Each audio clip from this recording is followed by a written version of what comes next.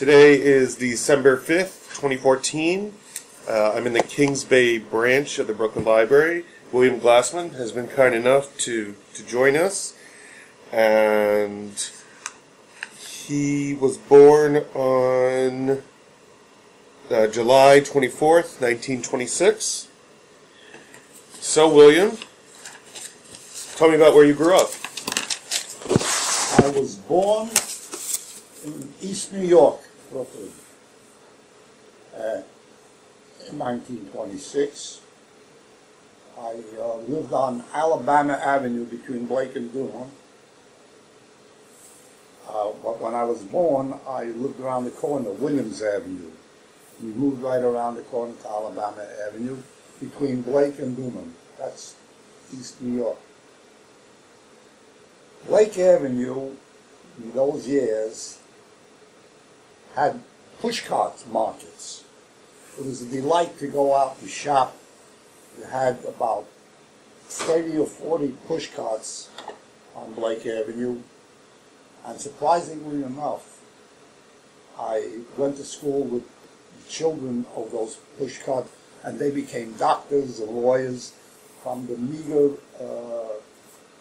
monies that these people were really making there. There was another great market. It's already part of East New York, and Brownsville, which is the adjoining neighborhood, where there was another great market on Belmont Avenue. Well, I lived on Alabama Avenue as a kid for many, many years, and it's not like today. People came out on the stoop, and nobody locked their doors. Everybody knew each other. Today, you live in an apartment house, you don't know who your neighbor is. In those, we were amazed. At that time, there was only one car on the block. And oddly enough, we used to play punch ball or stick ball in the gutter. There was no cars. We had better than any field. Even the sidewalks, people sat and watched the games. And we would have to ask the guy to move his car. One car was on a sewer, and that was our first base. And as a kid there, we formed teams. We were known as the Corsicans. I still remember each one's name. They had movies, the Corsican brothers at that time. And we had a social baseball club. East New York, I went to the school right on the corner, kindergarten on to, 5A or 5B. And when I graduated, I went to 109. That's already in Brownsville, on Sackman Street, Stone Avenue, and about 10 blocks. I would walk in the morning to school there, and I'd walk back to lunch my mother would make, and then I walked back to school. Today, my wife, who's the grandmother, and the mothers drive the kids. If it's only a block away, they drive them there. Well, today, with what's going on, they're afraid kids being kidnapped and all that. East New York was a great neighborhood. It was, I lived in a Jewish neighborhood. It was a Jewish neighborhood, East New York and Brownsville. And beside the pushcarts, you had all these individual stores that you don't even have today, like Chinese laundry, or you had a blocking store. He had Shines, and he blocked your hats. Everybody had a hat, and they had to put it on a block. They cleaned it for you. If you look at television today, old movies, black and white, every man wears a hat. You don't see it today. Today you see these tough kids with these hats backwards, you know. That's what you see today. What more can I tell you? That East New York had 2 candy stores on each block. There were hundreds of candy stores, you know. Where you, two candy stores. Where you bought cigarettes, you paid, it went up from 15 cents, I think, to 18 cents a pack of cigarettes. Now it's $2 a cigarette. And in addition to all the candy stores that you had in those days, you also had many, many synagogues. Synagogues all over the place, little ones, big ones. Not that all the Jews were religious or dependent, but yet I believe Brooklyn's even known as the borough of churches, if I'm not mistaken. I even looked up a little about Brooklyn. I saw that right now the population is a little over 2.5 million, with Queens running second. And if Brooklyn were a city rather than a borough, it would be considered either the third or the fourth largest in the United States. A very diversified city indeed. I was fortunate enough to work most of my life in Brooklyn too. Well, before that, when I came out of the Army, I worked as a jeweler in the jewel run for $2 an hour until I took an examination and became a letter carrier for 9 months. And then I took another examination there, and I became a court officer. I went to work in the Supreme Court as a court officer, which was in Brooklyn. The Supreme Court on Adams Street? Well, I started in Manhattan on 100 Center Street. 2 years in the traffic court there, then I went back to, they transferred me to Brooklyn Traffic Court, then I took another examination, I was called to Brooklyn Supreme Court. So I worked in the Brooklyn Supreme Court as a court officer, took another examination, became a court clerk. I supervised the courtrooms there and the judges and the lawyers. Well, before you know it, my time had come up. I was already 64 years, and they gave incentives. You'll get more time. If you leave now, you get more bigger wage or something. So I retired at that time, and 2 days later, after the weekend, I went to work for a law firm for 20 years. And I'd probably still be working there today, except I came home one day on vacation. Unfortunately, I don't know if this goes with the Brooklyn interview, I found my wife in the bathtub because she suffers from Alzheimer's, and right now there's a girl home watching her. And could I tell you how I met my wife in Brooklyn? Please, yeah. Her aunt brought her here with her sister. My wife lost her whole family, her parents and her brother, in the Holocaust. And her aunt, the sister of her mother, brought her here because she had a bachelor son that she wanted to marry. Unfortunately, he lost out to me because he moved 2 buildings away, and my mother knew the owner there where she rented. She brought her in to watch the Ed Sullivan Show. I had the only television on the block, a small box, 60-inch, black and white. And after 11 months, I got married to her. We lived in the house there for 11 months. For a few years, we had our first daughter, Sheila, there. And then we moved out when I got my job in the courts. What can I say about Brooklyn? I got my whole education in Brooklyn. I went to a public school there, and I told you I went to junior high, 109, Strauss Junior High. And then I took the test for Brooklyn Tech, but I wasn't as brilliant as many, and I failed it. So I went to Thomas Jefferson High School, and I went there, got my diploma there, and 50 years later, we had a meeting of all the retirees in Queens, where the World's Fair was, Yeah. and I had my graduation book that they give at the end of the year, with the pictures of everybody, and people signed for a second time. It was the most, they couldn't believe it. And that's about it right now. I have 2, I think, did I tell you at the beginning, I have 2 daughters? Yeah, I was going to ask, how many children do you have? I have 2 married daughters, and I have 6 grandchildren. 3 of them are married, and I have 2 great-grandchildren, great-grandchild, and another out of the way. And right now I'm retired, and I haven't been out of Brooklyn much, except to New Jersey or Connecticut, Massachusetts. I've been to Canada once. Otherwise, I really worked most of my life, 2 jobs, and I really didn't even see my children grow up, really. But this is not about me. This is about Brooklyn, the greatest borough in the United States. A great mixture of people, Well, it's also about mostly your experience. How did you experience Brooklyn?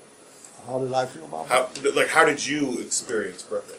You know, how did you? So you said you went to Thomas Jefferson High. Yeah. Did you continue your education thereafter? No, not after that. The Army called me while I was in high school. I got my call to go down to White Street to sign up for the Army. Luckily enough, I wasn't an analysis student. I wasn't great at all. Between you and me, I spent a lot of time in the pool, and I didn't like studying. And maybe if they didn't call me, I'd still be in high school today. I don't know. So I loved Brooklyn and everybody in it, my kind of people. And we had movies at that time when we were kids. On Saturday, my mother would send us off to movies. We went on Saturday because Saturday you got two moving pictures, the main one and another one. And you got the news of the day, the common attractions, 5 cartoons or comedies, and a chapter, which continued every week. And the whole price cost 10 cents and a penny tax. And then we went across the street to the delicatessen. We had a corned beef sandwich and a Pepsi Cola, and it cost us, I think, about 60 cents. Back to Brooklyn, where I told you that's also the borough of candy stores. You don't see that anymore. Now you see the Bogart, whatever you call those, they're open all day and all night. And I miss Brooklyn what it really was. You know, when I was a kid and the streets were empty and you had snow, all the snow was shoveled to the curb. And you would go on your sled on the hills right by the curb. There was no such thing as car, maybe one car on the block. And you could play in the street. And it was a Jewish neighborhood. When Passover was coming, you would see people with carriages pulling all the Passover food, you know, change everything. You had the local grocery where my parents didn't have that much money. My mother used to buy that. He put everything in a book. He wrote it down in a book. And at the end of the week, you would pay. You would buy butter. He had a big pot, and he had a wooden spoon, and he took the butter from there, smeared it right out, and sold it to you. Candy store, I told you the cigarettes were like a penny each. And then they had fraps. They used to make frap. That's an ice cream delicacy with ice cream in it, whipped cream and cherries. And used to make banana splits. People don't even know what banana split is today. They cut a banana in half and they cover it with whipped cream and then syrup and then cherry. And that's what. And then they had Charlotte ruses. People don't know Charlotte. It's a little cup with cake in it, and on the cake whipped cream, and on the whipped cream a cherry. And it started off at 3 cents and went as high as a nickel at one time. Where did you said you moved out of with your wife? Yeah, from my mother's house. Where did you move to? I moved to Linwood Street. That's deeper in East New York, right next to Brownsville. And we lived there for a while. We took an apartment. And then I recruited myself into the projects. I lived in the project for many years. That's where my second daughter was born. She said Bay Nostrum Project. It was beautiful. Yeah, right here in Brooklyn. It was very beautiful. And then one of my daughters has a house, and I went to live there as a tenant. And she has 2 married children that live in Staten Island, and her son lives with her. So she moved to Staten Island. Rather than sell the house, she refurnished it, and I still live as a tenant downstairs, and there's a new tenant upstairs. And that's where I live today. And after I go home today, the girl goes home at 9 o'clock, and then I watch my wife the rest of the day. And that's my life in Brooklyn. I also brought something to, the stamp came off. I saved a lot of stamps. I pulled out a stamp showing George Washington saves his army in Brooklyn. Really, the Battle of Long Island, the stamp calls it the Battle of Brooklyn, because it was part of Long Island. This conflict occurred when British Hessian American troops fought on today's site of Prospect Park. George Washington fought in Prospect Park. And this is the stamp, the 3-cent stamp issued in 1951. We'll have to take a picture of that. You want to take a picture? You can take a picture. Don't take a picture of me, the camera will go. And as a retired court clerk, we meet like every 6 weeks in the Floridian restaurant, the retirees. Where is the... The Floridian restaurant is in Flatbush, near the mall. And I told a joke once, and the guy that ran it says, you're going to do it all the time.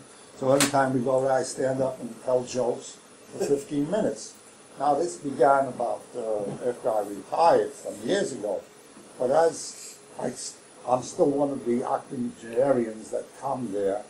The rest of us are gone. And the new crowd diet is in there. Now, when I get up to stand and tell jokes, they feel that they have the right to talk. They keep on talking. So I gave them the sign, and I sat down. And I told them, when you give away your old clothes the next time, make sure you're in it. And then somebody answered me back, and I told them, the next time I run into you, I hope I'm driving. So I don't do stand-up comedy, but I haven't gone back now because I have a lifting weight. I've got a problem on my back. I have a spinal injury. The neurologist wants to do surgery on me. I have been in pain now for 7 months, and they're thinking of putting something in me to stimulate this time. I don't think at 88 I should go through surgery. I'm going to have to bear. I'm going to try something else. Yeah. But again, this is not about me. This is Brooklyn. We had the Brooklyn Dodgers once. What a loss that was. What a loss that was. Did you ever go to a Brooklyn Dodgers game? I go to Brooklyn games all the time. We had the Knot Hole Club. We got free tickets. And there was 55 cents to get in. Now, and now it's on Bedford Avenue. It's a housing board complex of some sort. There was a time in Brooklyn, and I knew Marty Markowitz, the borough president. I was in politics. I belonged to the Democrat Club, the 45th Assembly District. I'm the oldest member there now. I got a Lifetime Achievement Award there for whatever that's worth. Wait, it cost me $1,000 for a table to bring the family in. That's what it was worth. But I think I'm the original guy there now. I'm 88. I'm the piano man now, 88 keys. You turn me upside down, I'm still 88, right? So what do you? So you lived in your current location for a while, right? For quite a period of time. Where you live now with your wife? Where I live now, I'm there about 15 years, I would say. 15? Yeah, about 15. How have you seen not only that neighborhood but Brooklyn change over your? Mine is different. I was in a Jewish neighborhood. The house my mother owned was 3 families. The rent she got was $21, $22 a month for 6 rooms. And even one tenant fled without paying the $21. Now I pay $26 to go sit down and eat at the meetings. And these were 3-family houses. And across the street, there were tenement houses. 4 on one side of the building, 4 on the other side, and then in the back. So it was 16 families on the other side. I knew almost everybody. We used to hang out in the candy store. Nobody had a telephone. You sit by the telephone ring, get me Lee Blyweiss. I really remember the name. She was somebody on the top floor. I ran half a block to get Lee Weiss to come to the telephone. And she was a big tipper. She gave a nickel. Most gave a penny or 2 cents. But we used to wait by the telephone. We used to fight. And I don't want to give away our police force. it was a hangout. The cane store was a hangout. We used to play pinochle there. And the cops came in and sat and played with us also. But we had cops walking on the beat with clubs. You had the cops. You don't have that today. And actually one cop, my brother made a fire in the street. You know, no cars. We made little fires in the street. Hit my brother with a stick. And then he came in to apologize. He was afraid my mother was going to go. Yeah. Yeah, but otherwise there's a big hangout in the candy stores. And we had social clubs, as I told you, baseball clubs. So we had other clubs that we played with. Excuse me, sorry. You said that that you love Brooklyn. What do you think makes Brooklyn so special compared to other What parts? Is special to other parts? Well, what other part? I mean, this part of Brooklyn that I'm in is different. I lived where I told you I know. I could go down a block and tell you everybody from the other buildings. I knew everybody. They came out in the street. People hung out with each other. Kids playing with. You go to the street now, you don't see kids playing with each other in the street anymore. No way. And you don't know your neighbor. Nobody fraternizes with each other. In those days, the neighbor used to come in and have coffee and tea. What do you think happened? It's a sign of the times today also. A lot of immigration, which I, for one, wish that if they came like my parents did, and stopped on Ellis Island, and got examined, and took the oath and became citizens right away. And if you were sick, they shipped you back to where you came from. Not today. I disagree vehemently on this. All these immigrants coming in, illegal ones, not even being physically examined. This is a country of immigration. You must have immigrants. That's what we're built on. But come in the right way. I think there's people waiting online and they're being overlooked because of this influx. Yeah. I mean, I talk to a lot of our liberal friends. They don't like what I say. Unfortunately, most of my Jewish friends are liberal, and I blame them a lot. They're too liberal and lenient. You got to tell it that as it is.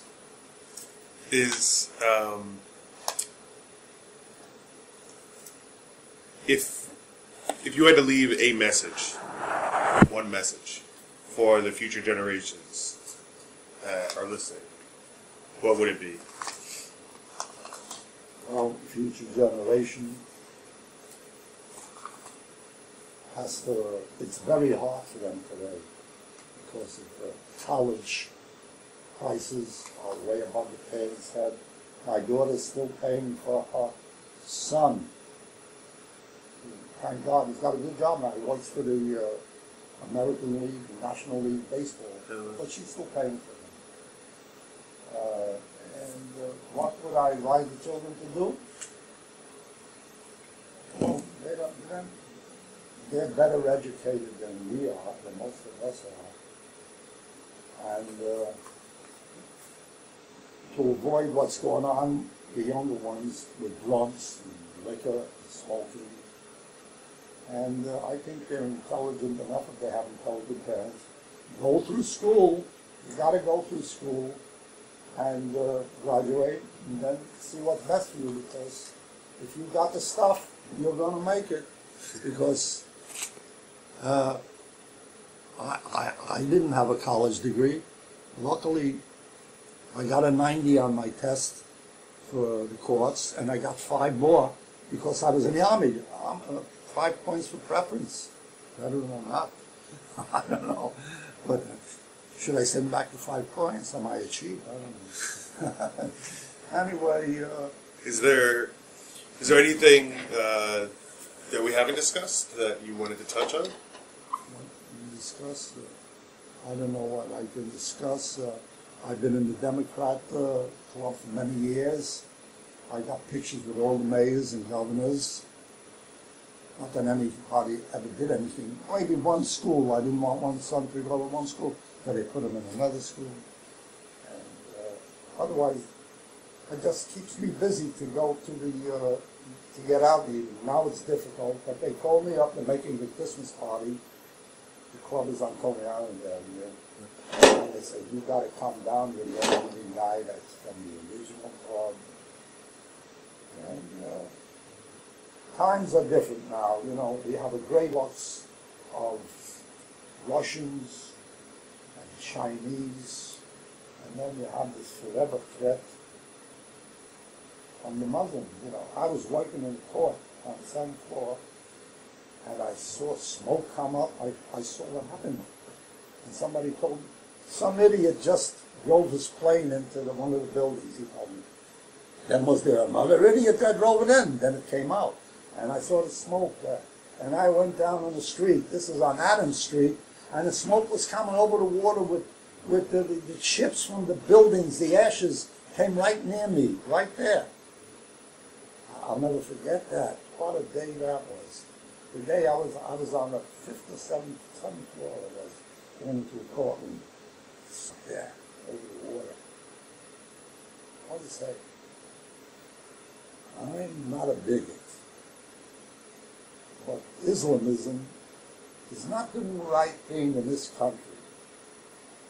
We got to take revenge. We can't be that liberal. We can't be that liberal. All right, it's not all the people. I know, not everybody's bad in any religion. But those that are good in their religion, get after the ones that are lousing you up. They do it in other religions. They pick you out and that's it. Not that even the Jewish religion has nothing to brag about. Some of the rabbis got getting picked up for what they do. Well, I don't have to tell you what happened with the Catholics, with the priests. Everybody's got a little bit of everything. But the most heinous things is what I'll never forget. Those two buildings going down into ashes, and I saw the ashes in front of me, which came flying across the water. Can you imagine that? Yeah. Advice for the kids: do what's best for you. You know what's best for you? Listen to your parents. Your parents have gone through everything here in this world. It's a changing world. They want to destroy this country, some of these people. But it's up to you to maintain what's proper and good for this country and you and the children that you will have. Well, thanks a lot, William. I really appreciate your time. That was really interesting.